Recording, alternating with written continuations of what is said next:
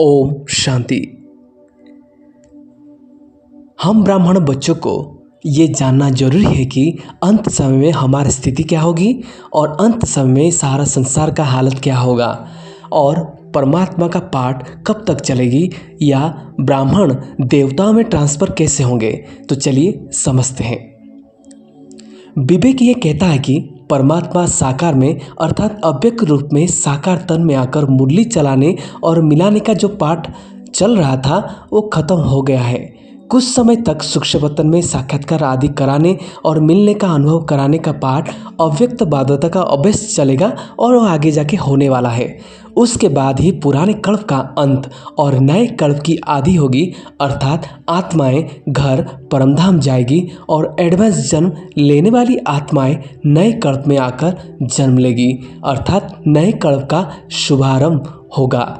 जैसे यज्ञ स्थापना के आदि में ब्रह्मा बाबा साकार में थे तो भी अव्यक्त वतन में उनके संपूर्ण स्वरूप का साक्षात्कार होता था। ऐसे अंत समय भी पाठ चलेगा और कुछ समय तक चलता रहेगा। जैसे आदि में बहुत समय तक शिव बाबा के अवतरण का पता नहीं चला, ऐसे ही अंत में जब शिव बाबा जाएगा तब भी स्पष्ट पता नहीं चलेगा। जाने के बाद सिविल वार आदि आरंभ हो जाएगी, साक्षात्कार आदि होते रहेंगे। शिव बाबा के जाने के बाद एडवांस जन्म लेने वाली आत्माएं भी परमधाम जाना आरंभ हो जाएंगे। अंत में एटॉमिक वॉर और प्रकृति आपदाएं आएगी, भूतल पर उथल पाथल होगी और सब आत्माएं परमधाम जाएंगी।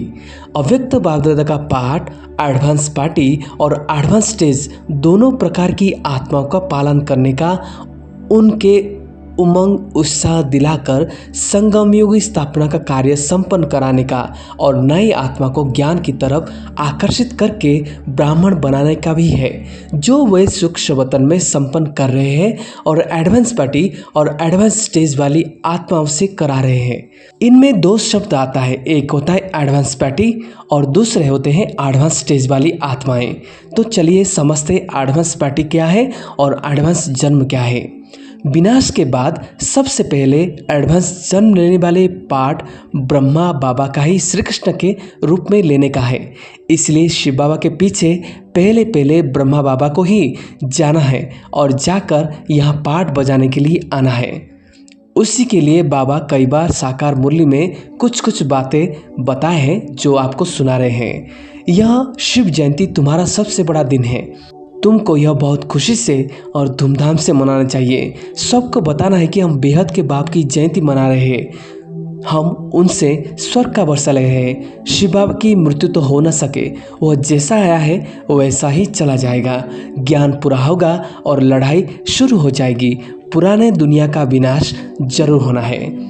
तो ये महावाक्य में शिव बाबा हमको स्पष्ट रूप में ये बताए कि बच्चे, मैं जैसे आया था अंत समय वैसे चला जाऊंगा और पुरानी दुनिया का विनाश जरूर होने वाला है।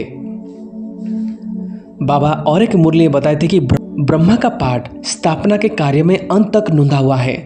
जब तक स्थापना का कार्य संपन्न नहीं हुआ तब तक निमित्त बनी हुई आत्मा का पाठ समाप्त नहीं होना है। वह तब तक दूसरा पाठ नहीं बजा सकते। जगत पिता का नए जगत की रचना संपन्न करने का पाठ ड्रामा में नूंधा है। मनुष्य सृष्टि सर्व वंशावली रचने का सिर्फ ब्रह्मा के लिए ही गायन है, इसलिए ग्रेट ग्रैंडफादर गाया हुआ है। इसलिए हम नहीं बोल सकते कि ब्रह्मा बाबा का एडवांस पार्टी में जन्म क्यों नहीं हुआ, क्योंकि बाबा ने स्पष्ट रूप में बता दिया कि ब्रह्मा बाबा ही एक आत्मा है जो निमित्त बना है सारा संसार को क्रिएशन करने के लिए।